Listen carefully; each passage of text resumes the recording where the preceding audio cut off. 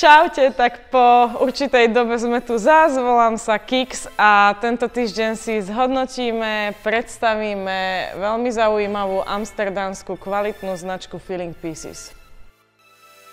Klasicky začíname colorwayom, ktorý hodnotím 10. Prečo 10?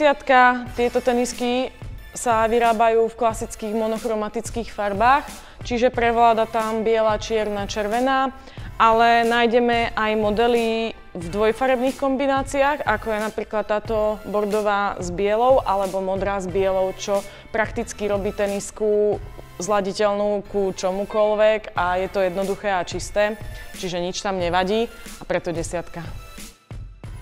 Pri materiálovom hodnotení nám padá ďalšia 10. Prečo to hneď zdôvodním?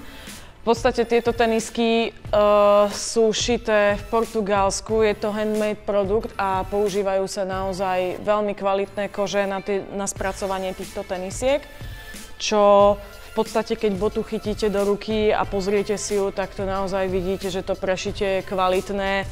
Tá bota je relatívne ťažká a to znamená, že je tam naozaj veľa tej kože použitej, tak preto 10. Dostávame sa ku komfortu.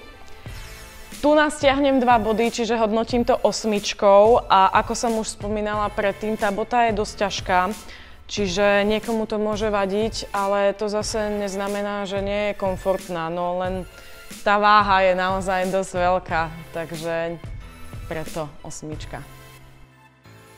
Cenu hodnotím číslom 9. Čo možno niektorí so mnou súhlasiť nebudú, pretože tá cena sa pohybuje od tých 5490 korún českých až do sumy 6790 korún českých, čo je na Slovensku od tých 200 až 250 eur.